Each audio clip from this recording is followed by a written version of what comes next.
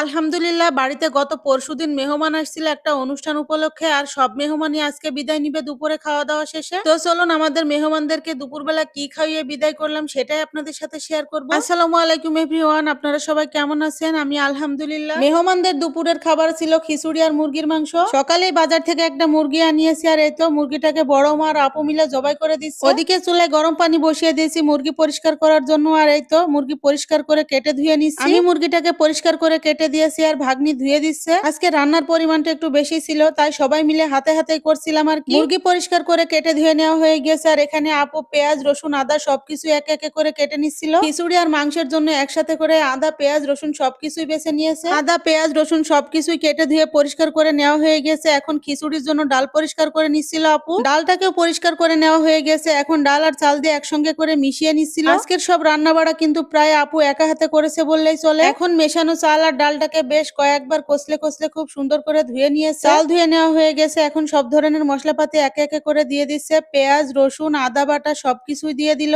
এরপরে দিয়ে দিল কেটে রাখা মরিচ, শুকনা মরিচ, কাঁচা মরিচ সবকিছু একসাথে করে মিক্সড করে দিয়েছে। কাঁচা মরিচের পরিমাণটা একটু কম ছিল, তাই এখন দিয়ে দিল পরিমাণ মতো হলুদের গুঁড়া। এরপরে দিয়ে দিল পরিমাণ মতো ধনিয়া গুঁড়া। এরপরে একে একে জিরা গরম মশলা তেজপাতা সবকিছুই দিয়ে দিল। আর আমরা কিন্তু খিচুড়িতে আস্তা জিরাই দিয়ে থাকি। আর আজকের খিচুড়িটা কিন্তু হাতে মাখিয়ে রান্না করা হবে। হাতে মাখিয়ে রান্না করা খিচুড়ি কিন্তু খেতে অনেক বেশি মজা লাগে। সব মশলাই দেওয়া হয়ে গেছে। এখন দিয়ে দিল স্বাদ মতো লবণ আর পরিমাণ মতো সয়াবিন তেল। তেল দেওয়া হয়ে গেছে। এখন হাত দিয়ে খুব সুন্দর করে ডলে ডলে মাখিয়ে নিচ্ছে। বেশ অনেকটা সময় ধরে হাত দিয়ে ভালোভাবে মেখে নিচ্ছে, যাতে করে সব ধরনের মশলাপাতি গুলো ভালো করে মিশে যায়। এরপরে পরিমাণ মতো পানি দিয়ে দিল। তারপর চুলাতে আগুন ধরিয়ে হাঁড়িটাকেও চুলাতে উঠিয়ে দিল। ওদিকের চুলায় ভাত রান্না চলছে, আর আপু এদিকে আদা রসুন জিরা সবকিছু একে একে করে বেটে নিচ্ছে মাংস রান্না করার জন্য। সব ধরনের মশলাপাতি বেটে নেওয়া হয়ে গেছে। এখন এই তো চুলাতে একটা কড়াই বসিয়ে কড়াই ভিতরে মাংসগুলোকেও দিয়ে দিল। এখন দিয়ে দিল পেঁয়াজ কুচি। অনেকের ধারণা মাংসে পেঁয়াজের পরিমাণটা বেশি দিলে একটু টক টক লাগে, আর আমরা কিন্তু পেঁয়াজের পরিমাণটা একটু বেশি দিয়ে থাকি।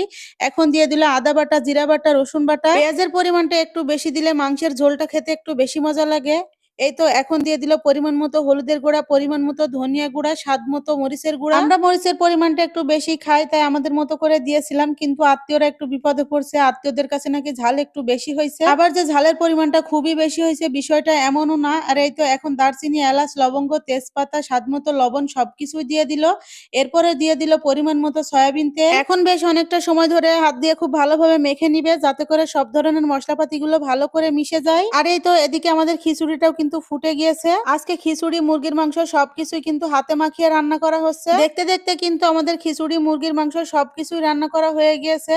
আর এই তো এখন আপু ভাতটাকে বেড়ে নিচ্ছিল। ভাত বেড়ে নেওয়া হয়ে গেলে এখন মুরগির মাংসটাকেও নামিয়ে নিবে। আজকের রান্নাটা কিন্তু একটু বেশি তাড়াহুড়ো করেই হয়েছে, কারণ আত্মীয়রা বিদায় নেওয়ার জন্য অনেক বেশি তাড়াহুড়া করছে। এই তো সবকিছুই বেড়ে নেওয়া হয়ে গেছে, ভাত মুরগির মাংস সবকিছুই। এখন আপু সবাইকে খেতে দিয়ে দিয়েছে। বাড়িতে মেহমান আসলে মেহমানদের সাথে একসঙ্গে বসে খাওয়ার মজাটাই কিন্তু আলাদা। আর আমাদের আজকের ভিডিওটি এই পর্যন্ত। সবাই ভালো থাকবেন সুস্থ থাকবেন। দেখা হয়ে যাবে পরের কোনো ভিডিওতে। আল্লাহ হাফেজ।